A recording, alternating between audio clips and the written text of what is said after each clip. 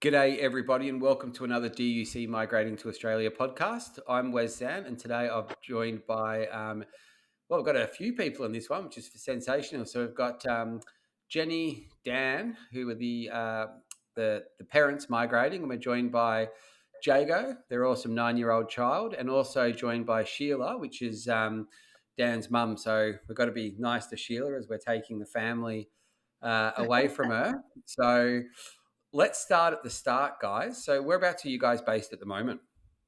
Yorkshire. So we're about half an hour between York and Hull. Okay. And who was the main applicant for the visa, guys? That is Dan. Yeah, that is me. That was you. And so you guys have an awesome visa. You guys got the 190 visa, and you're moving to North Perth, which is exciting. So we'll start with you, Dan. So you've what's your occupation, mate?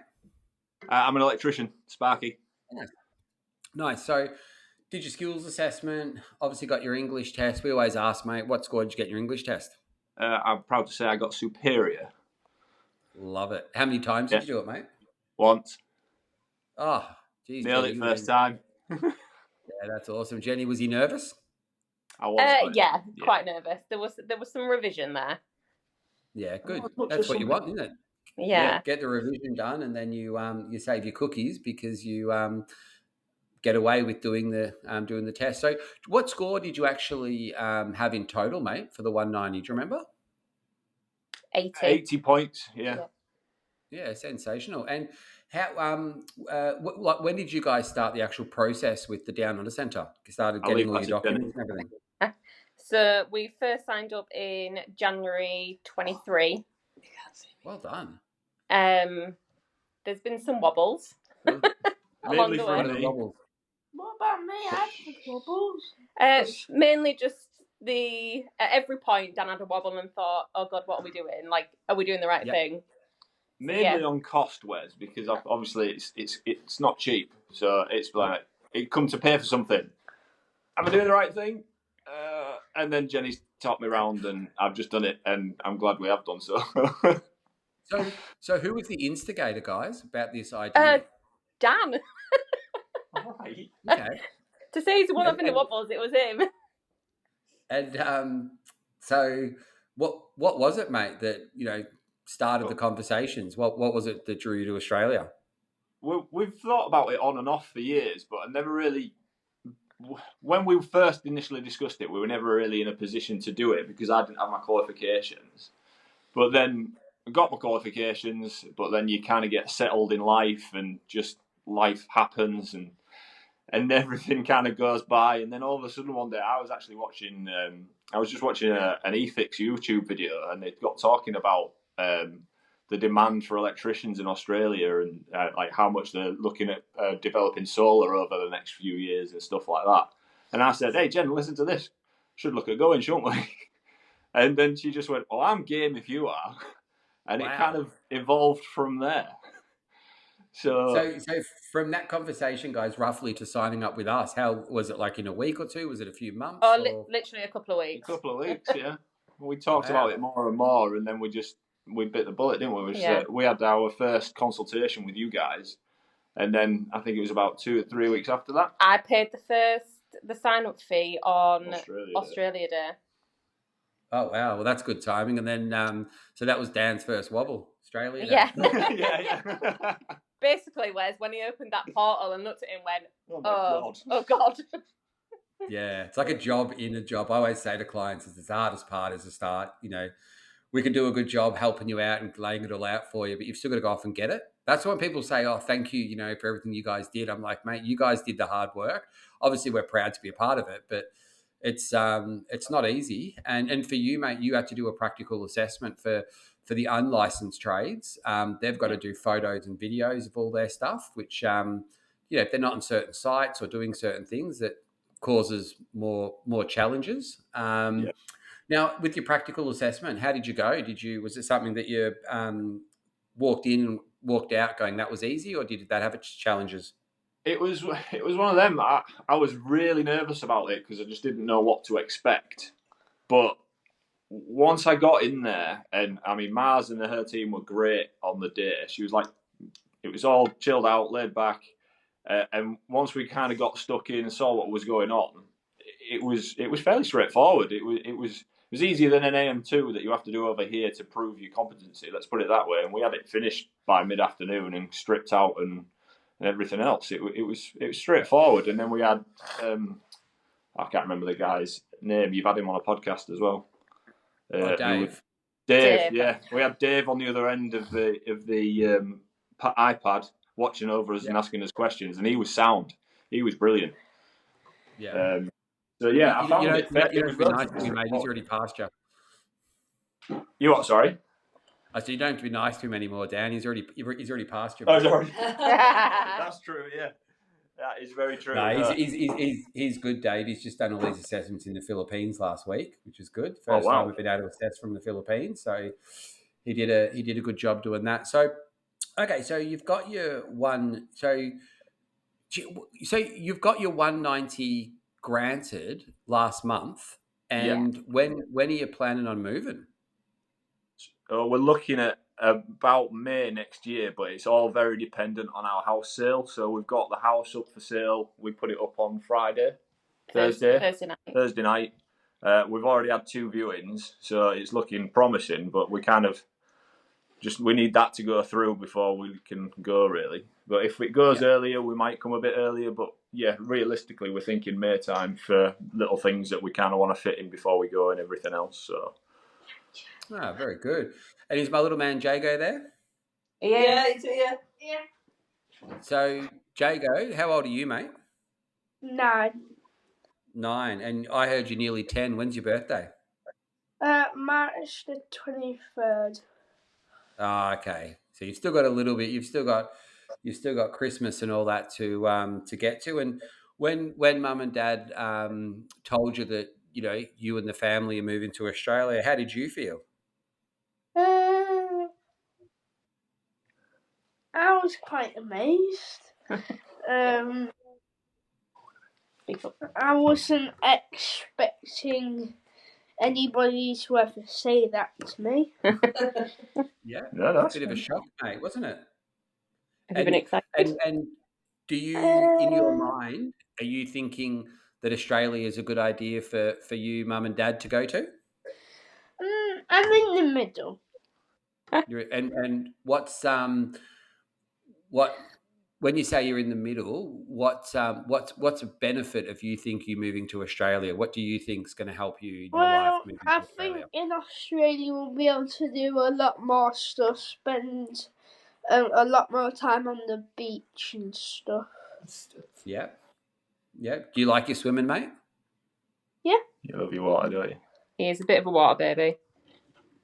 Perfect. And then what are some things that you think, I wish we weren't moving to Australia for? What are some things that you're a bit anxious or worried about? I want to stay here at the same time because we've got our family over here. I just want to stay here with our friends and family. Yeah. And do you think, Jago, when you were younger, you always had family, but you had to make friends. Do you think that you're going to be brave and be all that to make new friends when you move to Oz? Because I think you'll be perfect at making friends. Yeah. And what about sport? Do you play sport or do you like computers? What do you normally do? Football and golf. Nice. Nice. Well, Australia's got like the best golf courses in the world. There you That's go. where I spend most of my time, in the sand on the golf courses, mate. And in Australia we don't call it football, we call it soccer. Did you know that? Yeah. Yeah, you did. And I've got my oldest boy, Jet. He's 8 and he turns 9 in April. So you're a year older than him. But him and all his mates, they play soccer they do soccer training on a Wednesday night. And there's so many people that play soccer here in Australia, and they play on a Tuesday and they play 10-minute halves. And there's just so many. No matter where you live, no matter where Mum and Dad take you to, there'll be so many options for you to play soccer, and it's a really good way to meet new friends. Do you know that? Yep. Yep. And what about school? Are you looking forward to school? Yeah. I guess What- sometimes What are when you you're looking forward 9. to about school? Seeing what new things there is there. How will they do it differently? So I've been looking at schools, Wes, and the area I've kind of set my sights on is based around a secondary school in a couple of years for what they offer for him. Right. So, And what intrigued you to that one, Jenny? What brought you to that school? so basically, he's aeroplane mad, has been since he was little. Everything aeroplanes, everything that flies. And this particular school has an aviation program. So Nice. we want to be a plane mechanic when we're older. So And I'm a nautical engineer. well, there you go, a nautical engineer. Aeronautical. God. Do you reckon we could ask your dad to spell aeronautical? Can you spell aeronautical? You want me to spell it? No. Do you reckon Are we you can gonna get spell Jago? Do you reckon we can get your dad to spell that? AREONO. No. No.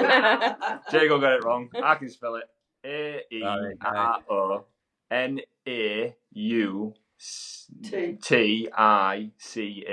There you go. Do you know? That's my Jago, superior English coming through. There you go, mate. It's all paying off. Jago, I'll tell you a little trick, mate. Wear a little pilot's hat when you're about to board the plane and get mum and dad to tell them that you'd like to see the front bit, and I reckon they'll let you do it. Don't get your hopes up. We've done that before. You've already done it. You have? Yeah. Yeah. I remember Got the my picture son with was... the captain's hat on. Yeah, that's what I did when Jet was like 2 when he first flew over to Oz. It was just me and him because mum and his little brother had to come a bit later for her work commitments. Anyway, we did that, and then they sat him in there, and it was awesome. Yeah, good memories.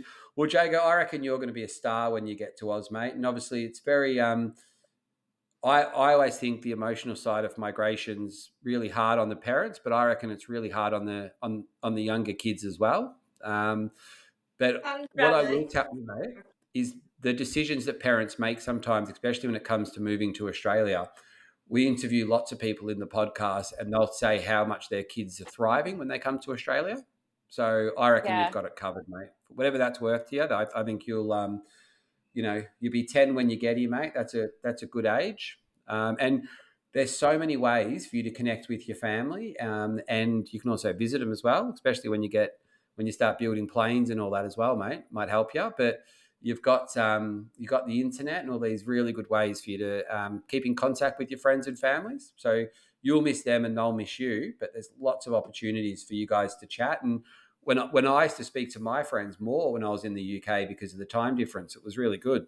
So don't be worried about that. Is there anything else that you get a bit worried about? You're not worried about the creepy crawlies or anything like that in Australia? No, Not really. Good. You like watching creepy crawlers and stuff on YouTube and that, don't you? Mm-hmm. Yeah. I like collecting them. You like collecting them, yeah, you do. Yeah, well, we'll have to stop that. When you get in, mate, don't pat them. I'll stop that. I'll watch 'em. start collecting snakes instead. I'm not collecting snakes. All right. Well, maybe start with the Allen snakes, mate. They're a lot safer, and you get to eat them. They might be a bit better. Awesome, Jago. Thank you so much for letting me ask your questions, mate. If you've got any questions for me, You got any questions? Not really. No. I don't think think about what they do in Australia. No, not that I can think of anyway. Okay. All right. Well, if you think of any more, you can just come and ask me more towards the end if you like, mate.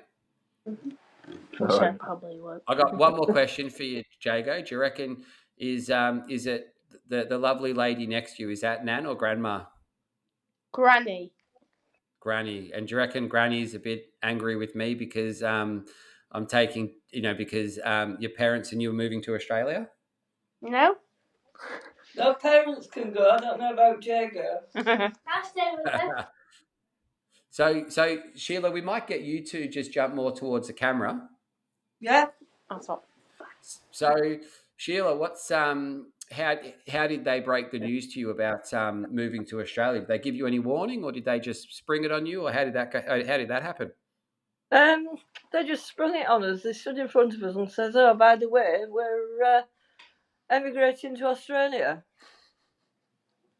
And what did you think first? Did you give him a clip over the ears, or were you like, "Yep, I'll help you pack your bags"? Or what were you? I said, outwardly, good on you. Go. Off you go. It's your life. They've got to do what's right for them. Yeah. But inwardly, I was rather upset. I bet. And have you ever been to Australia before, Sheila? No, I haven't. There you go. So you won't be might be as close as next year or the year after. You'll be coming over to see him. And is it something that are you fine with flying and all? I've got my wife's oh my gosh, forgot what we call them actually now. My mother-in-law is coming over, and she's petrified of flying. You haven't got any fears of flying or anything like that? No, I like flying, to be honest. I always have done, so, and when I said I was coming over for 2 weeks, Jago says, no, it's 10 weeks, Granny. Yeah, I like Jago's thing better. I think once you're here and get settled, it's you got to spend a bit of time, and there's so much to see in WA, so much to see. Yeah, and it's actually good. It's only one flight now, which is nice. That makes life a lot easier as well. You don't have like I think what gets me with the flights is I'm in Melbourne, so we always have to do like a stopover. So if you get like a stopover with the 3 kids, then it's for like more than 2 hours. It makes life more challenging because you spend more time trying to they just want to run around and be free because they've been tied down in their seat for so long. So it's actually not a bad flight.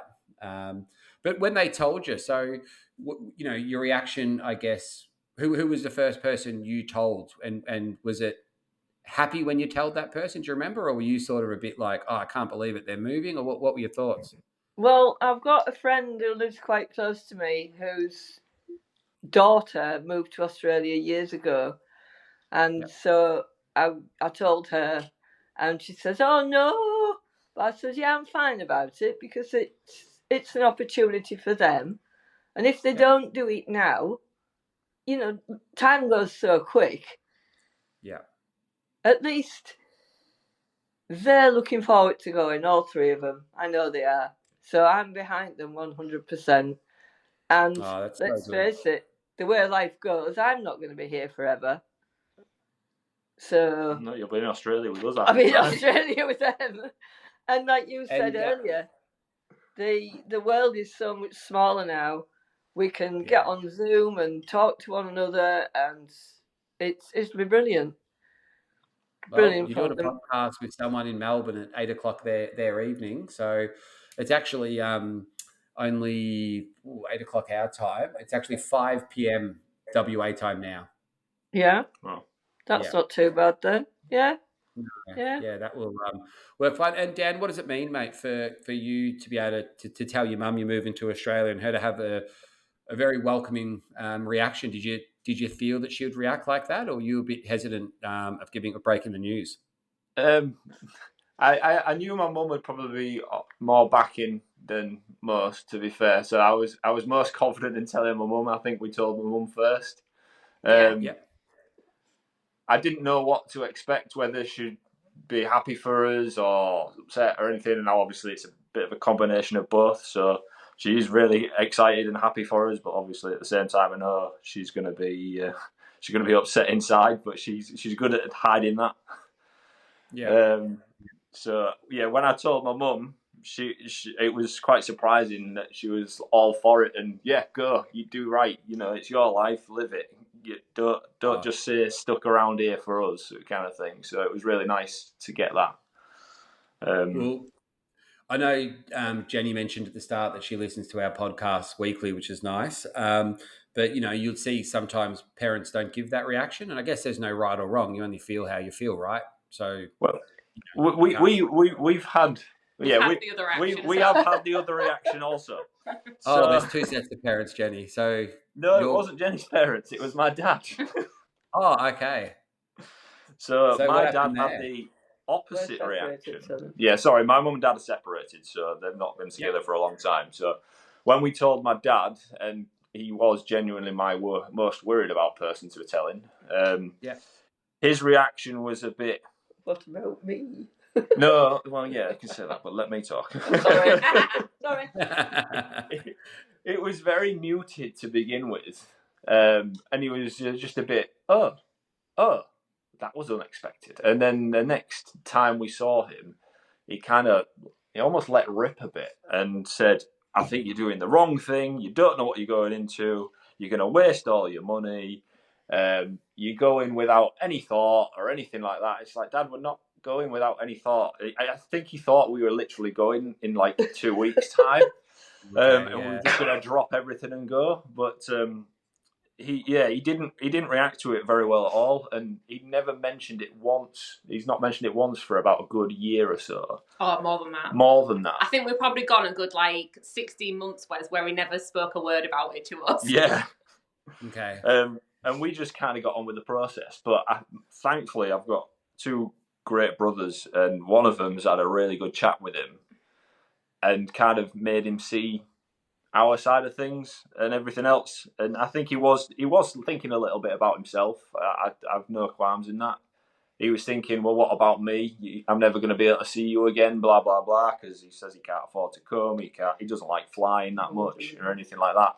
But we've explained to him, it's not just about being able to afford to come. We'll be able to make sure you can come, kind of thing. And it's not as if we're going and never coming back. We'll still come back and visit everyone, and we can still see him through the internet every day if we want to, So the world is a smaller place.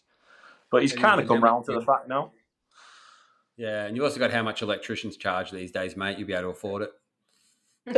Yeah, exactly, mate. That's what I was thinking. Hopefully I can get a really good job. I can pay for him to come out, so... Yeah, well, before you go, you have to mend my light. Yes, all right, I'll do that.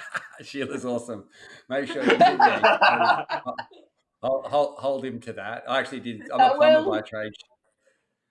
Sorry, you go. Oh, he's going to keep me busy for the next few months. Yeah, that's how it works. I'm a plumber by trade, Sheila, and I had to go around and had to fix my mum's toilet, change the cistern and that over, and I thought that was going to be an easy job, but then it was change all the flywire screens and it was clean the guttering out. And, by the end of it, I had to drive 50 minutes to get there, 50 minutes to get back. So I have to give her a funny ringtone now next time she calls.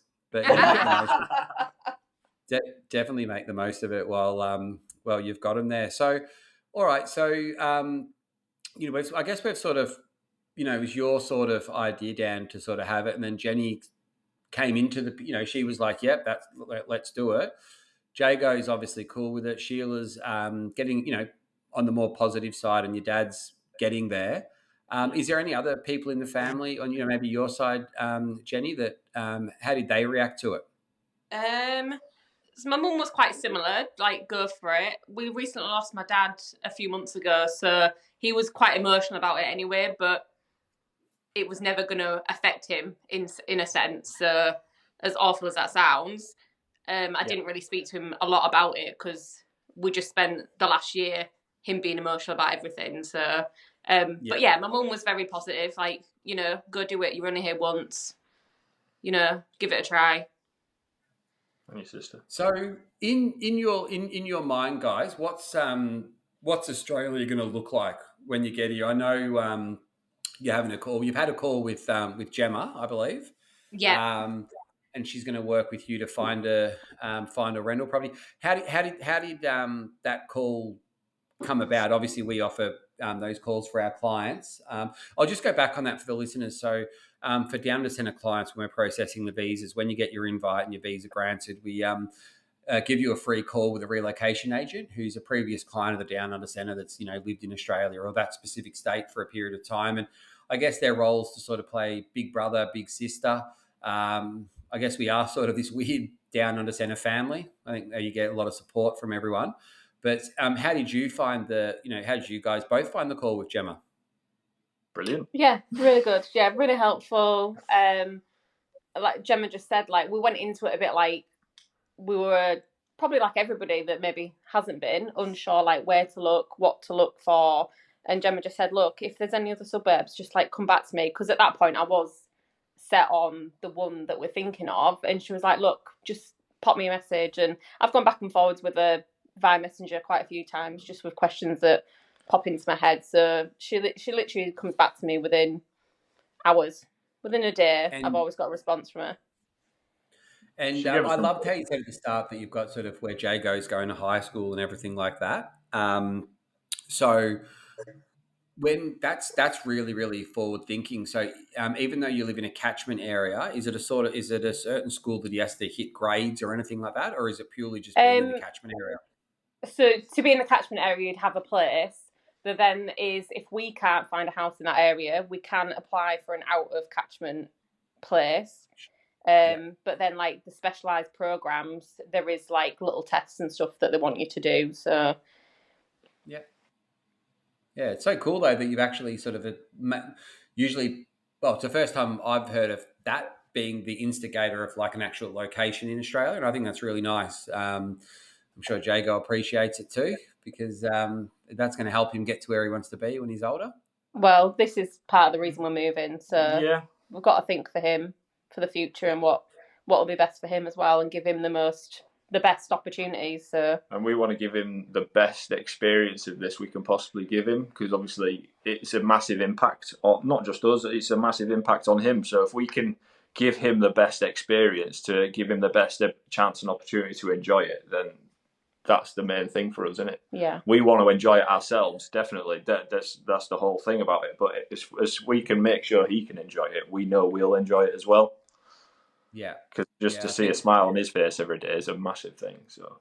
Oh, it's so good. And I think, like I said, you've heard the podcast we do, and they're so to hear how much the kids flourish. I can only really, I know how much my kids, we've been here for 3 years, just a bit over 3 years now. And the boys just love it. I was actually telling I had a consultation with one of my, with a potential, with the guy who's asked me about the plumbing and all that. So I spoke to him this morning, and then they've got 3 kids as well. And I was like, just saying, it sounds really good. And then I'm like, but geez, you didn't realize how much of a taxi driver you are. Like every night of the week, there's gymnastics and there's soccer a couple of times. And in the AFL season, you've got footy, then now does little athletics, then you've got rep basketball, then normal basketball on the weekends. And he's just one child. They're still, one of my baby's only little. She only does dancing, but you just, oh my God, you just run around crazy. There's so much to do, and there's so much opportunity. And I was saying to them, like, even though I'm an Aussie, I didn't live where I grew up, so we were sort of starting fresh. And my wife's British, and all the sport clubs and everything, guys, is where you just become friends with everyone. Like, it's ridiculous the amount of carpools and all that you do with them. So good. Nice. And that's kind of what we thought. We thought with him being sporty, it's going to give us that opportunity to meet people and get out there and get him friends, get us to meet kind of friends through that as well. Who's he going to play football for, mate? Is he going to play for the English team or the Aussie team in the World Cup? What do you reckon? I don't know. That depends how good he gets. He's my son's grandfather. He always said he can play cricket for Australia, but he's playing soccer or football for England. Yeah, I can see that. That's how they end up. So, Dan and Jenny, so what's life going to be like in your mind when you get to Australia? Obviously, you've got the setup and everything like that. You've got a house to sell and everything. But what's your, how do you envision life going to be for you guys as a family? Bit warmer. Hopefully. Definitely warmer if you're going to WA. It's actually a few more blue skies. Oh my gosh, WA at the moment. I was talking to Vic, one of our agents. This is filmed on the 28th of the 10th, 2024. So the end of October, and they're about to hit a whole week of 30s already. Yeah, that's hot. Yeah, it's going to be a hot summer there. I think so. It's quite nice in WA. So, but is there anything you guys want to? I don't know, like I think for you, Dan, are you going to go, do you work for yourself? You're planning on setting up your own business? You're planning on just sort of working your 7 till 3s or your 8 till 4s, that sort of stuff? I think initially I'll be working, your 7 till 3s, 8 till 4s, something like that, because obviously I've got my gap training to do and everything else, which I don't think's viable for me to do by myself. I think I'd be tempted to do the FIFO, the fly in, fly out. for maybe a couple of years at some point, but I think we'd maybe push that later on kind of thing, because obviously we want to spend time as a family, especially with Jago growing up in the age as it is, but there's the big scope there to earn a lot of money. And then eventually, I'd definitely think about going out by myself. I'm doing it for the next 6 months here until we go. So, I'd definitely consider it. I'd want the experience of working over there first, just to kind of almost get my bearings on how things work over there and how things are done differently and everything else. But once I've got that, I'd definitely contemplate going out by myself, because I know by the sound of it, the work's there anywhere. So yeah, it's probably similar to the UK, mate. You just need a screwdriver in your checkbook, really, as an electrician. yeah. As long as we do a few little tests and everything's covered and we're all good. Oh, yeah, you need your testing things. Pretend pretend it's all there. I know what I'm doing, yeah. See, Sheila, what happens in Australia? It gets worse. Plumbers and sparkies are always at each other. It's a bit of banter we have. Yeah. But the plumbers are the better to looking. be fair. The plumbers are the better looking ones, Sheila.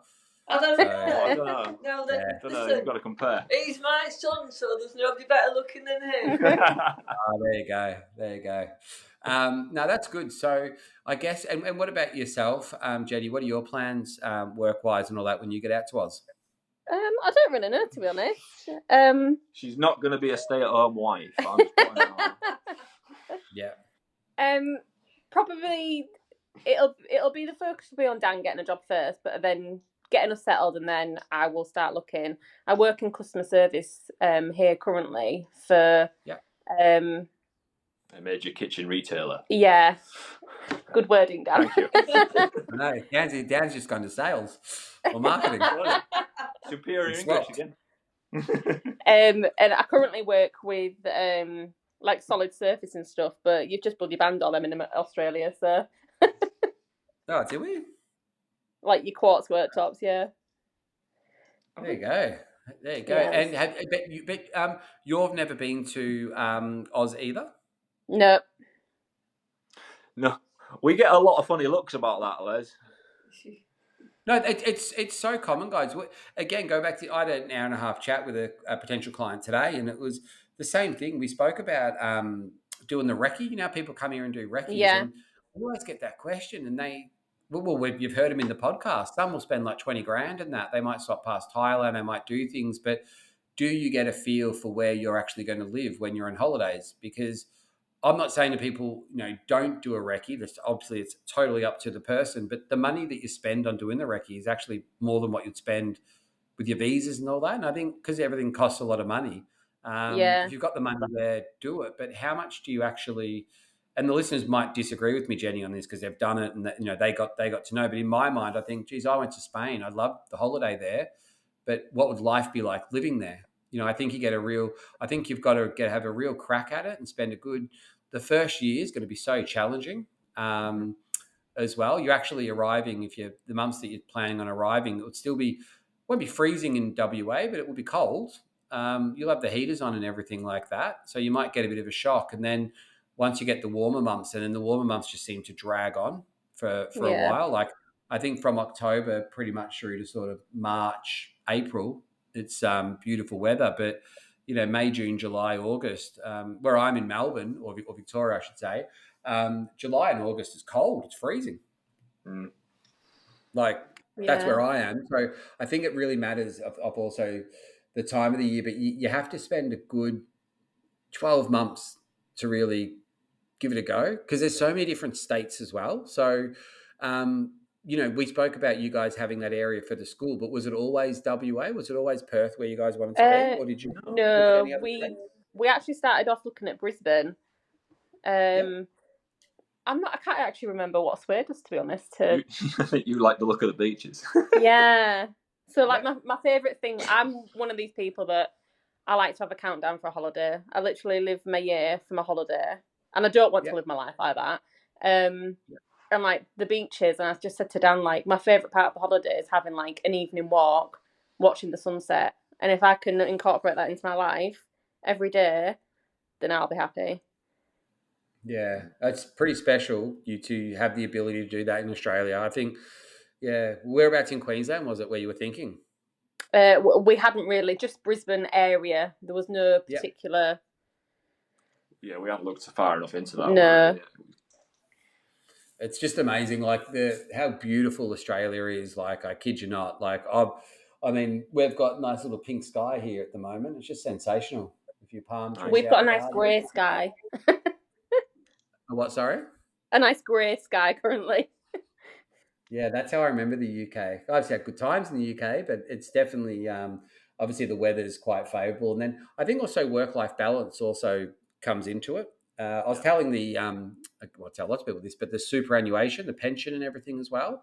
It's actually set you up for quite a good life when you finish your working career and you start what I refer to as your third life, where you sort of go off and spend time together and. You know, Jago's off and about with his aeronautic business and everything like that. And but yeah, you sort of get that third life, and that's super. So each time you guys are earning, if you're employed, it's like 10% that goes towards, doesn't come off your salary, but it goes towards your pension. So when you hit retirement age, you get, you know, as a couple, you get a decent lump sum. It's incredible, actually, like that. So I guess Australia is saying the more hours you're doing, the more work you're bringing in, the more money that you're making from them, the more your employer's got to contribute towards your super, which you get at retirement age. And that means that, you know, you can stay in that good health and sort of go and do those things that you wanted to do. So it's a really good way to save without knowing you're saving too. Yeah. It's Were you guys aware of super and all that? Yeah, we've looked into different bits. I'm a bit of a researcher, so I like to look into everything I possibly can. Yeah, it makes it's just so good. Like, I'm so happy for you guys to do this. I can't believe how quick you've done it though. I think we could have done it quicker. I was going to say, we could have probably done it a little bit quicker. We could have done it quicker if we didn't have the wobbles. Didn't have done wobbles. I was on holiday for the first skills assessment that I got offered, so I didn't. And that was August, and then I didn't get to do it again until October. I think it was later than that. Was it later? Yeah. November? Yeah, it was easily November. So there's a good wait there. Yeah. But to be fair, once we put our expression of interest in, that came back really quick, and like shocked us. And then when we got invited to apply for a visa, we were like, oh God, this has happened really quick. So we put that in, and then that came back within 5 months, I think it took. No, was it April to it was September? April, May, June, July. Okay, 5 months. 5 months. Is this to get the invite, or how long did it take from when you paid your government fees to get your visa granted? 5 months. That was the 5 months part. That's so quick, guys. At the moment. Honestly, like I was shocked. Yeah, on the Facebook page where everybody's putting on about people that have waiting 13 months and stuff, and I was looking at it, I was like, right, like there's no point in putting the house up for sale yet. Like, we don't know when we'll be getting it. It might not be till next year.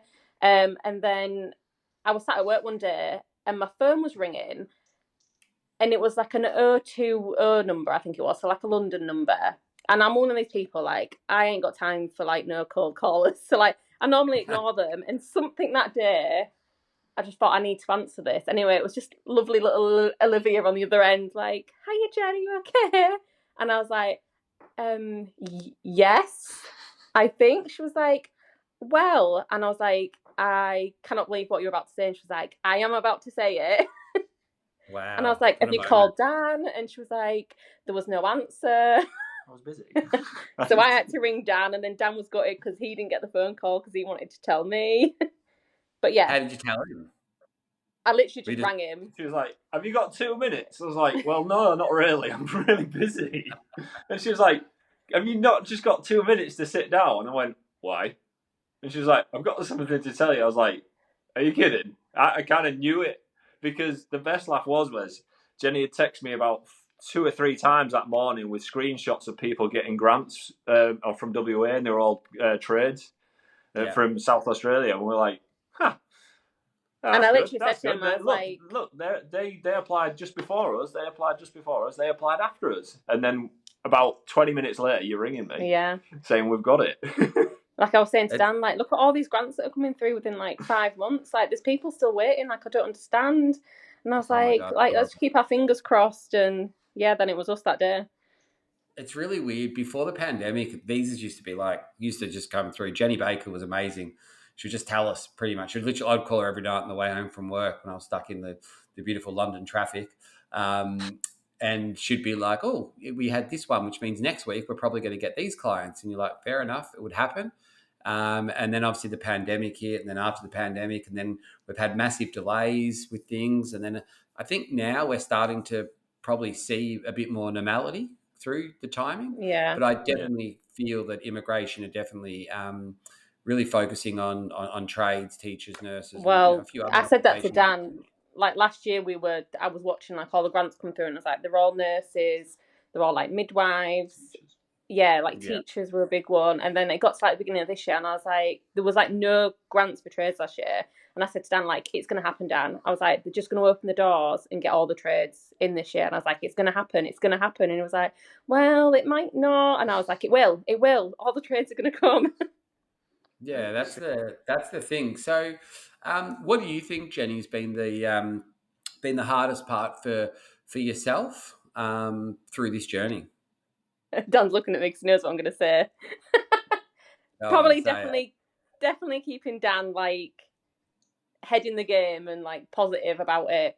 We definitely balance each other out. Dan's the worrier and the right. Well, what about this? What about this? Make sure we've got things in place. Yeah, and I'm the one that's like, you know what? We're here once. Let's just go do it. Like what? Yeah. Why? Like we can just come back if it doesn't work. I'm all for just doing it. Oh, sorry, you go. I'm just all for like doing it and making the most of it and trying something. Yeah. It's I think it's that hard one, isn't it? It sort of works well when you've sort of got one person that's very like, yeah, let's just do it, and the other one can be a little bit more, let's be more planned. I think you've got to be quite planned with Australia, like you've done with the schooling and all that for Jago, but also with the selling of the property and all that as well. Like now you're looking at what happens if it sells quick? Are you off to Sheila's place, or where do you go? No, it's too small. We've got options, to be fair. My dad's house is big enough and probably most conveniently located for us, but my brother has both got reasonably sized properties that we could potentially fit in, but it'd be a case of whether they want us to live with them. I reckon you make those memories. Well, you can. Like mate, let him listen to this podcast. You spoke really highly of him. I think that's awesome. Yeah. That the way that you spoke about him at the start, that's good. It's a lot to give up, mate, for you guys. And what's been your most challenging part for you, Dan? It was the initial part before the skills assessment. So getting everything together, all the paperwork and everything has been the most challenging. When we first got the portal, it was like it's not a reality check, but it's bring you back down to earth, because you think, oh yeah, this will be straightforward. We just need to do a few things, just slap my qualifications onto it and everything else. But it's not. It's qualifications, it's bank statements, it's P60s. It's all finding and gathering that information, and then it's all your work evidence. And I'm thinking, how am I going to get that evidence? Because I'm not in the specific role to be able to get that evidence. But it all worked out, and I just kind of worked my way through it gradually, step by step, and I got there. But that was genuinely the hardest bit, gathering all the information and everything else, because there's so much to get and there's so many different things to do, and like going back to your previous employer and asking them for a reference and stuff like that, which was fine, thankfully. I'm on good terms with my old employers and everything, so I just went to them and said, I'm looking at doing this, are you all right to do this for me? And they were like, yeah, no problem, just send us over what we need to do and we'll do it for you. So it was brilliant in that respect, but it's just, you sometimes feel cheeky going back to someone that you've left, kind of thing, and saying, just give us a reference again, please. and not just a normal one, a detailed one that's written and signed and everything else on a letterhead. Got to look like this. It was kind of that. This is a very strong template. Don't deviate too far off it, and put your name at the bottom and on a heady piece of paper, please. Yeah, and sorry for working for your competition lately. Yeah. Those sort of things. And guys, any advice for others that are either like maybe waiting to migrate, or maybe people that are thinking about it? Anything you'd like to offer? don't stress about the waiting period time. I think it's probably one of the biggest things. We see a lot of people like, when's it going to come? When's it going to come? And I know it'll be frustrating because I mean we've done, like you say, we've done really well at times, but I think the way definitely the way I've dealt with it, it's just take it one step at a time and just sit back and get on with your normal life. Yeah, we've carried on. We've had a holiday this year. Yeah, don't just sit waiting for it, because if you do that, it will feel like it's never going to come. Whereas if you just get on with day-to-day life and have it running in the background and think, that'll come when it comes, it'll be a great bit of excitement when it does, and you're not stressing yourself out about that waiting time then. I'm quite a big believer in it'll all happen when it's meant to happen. Like, personally for us, like we've said at every stage, everything has fallen so well for us. Like, things outside of getting the visa have all fallen very well for us. And I'm just a very firm believer in, if it's meant to be, it'll be. Like, it'll come when it's meant to come. Yeah, no, that is awesome. That is good. Well, guys, I just want to thank you. I've had a lot of fun doing this podcast. It's been really nice. So Sheila, Jago, Jenni and Dan, just thank you guys so much. And I really wish you guys all the best for your journey to Australia. I'm sure it's going to be, you got a great relocation agent moving to a wonderful state. So I just wish you all the best from all the team at the Down Under Centre. Thanks for being awesome clients, and good luck with everything. Over the next few months. Thanks, Wes. And I just want to say thank you for like Olivia and everyone. Will like constantly going back with questions and emails, like answered within no time. Like there was one point where we thought we'd made a mistake on our paperwork, and Olivia was like, "Chill out, don't worry, it's fine." So I can't thank them enough. Like, they've been amazing. No, they're wonderful. Look, we love what we do. It has its challenges, obviously. We get the emotional side. You know, sometimes people may not understand the process of migration sometimes, and then they see on other Facebook groups or forums, or they've read something that was legislation, 15 years ago, it just hasn't got a date on it. And they're like, oh, but what about this? And I've been told that. And you're sort of like, oh, just trust us with it, because we know what we're doing. But at the same time, it's sort of hard to say that to a stranger, isn't it? Trust us, we'll get you to Australia. Yeah. But I think you guys have done hats off to you guys. You've worked hard to get to where you are. It sounds like you've got an awesome family too. So, make the most of that time, and all the best for your journey for Oz. And thank you so much for making your morning to share with the listeners. We really appreciate it. Thanks, Wes. Cheers, Wes. Thank you very much. No worries, guys. See you later, Sheila. See you, Jago. See you later. See ya. Bye-bye. See you, mate. Bye-bye.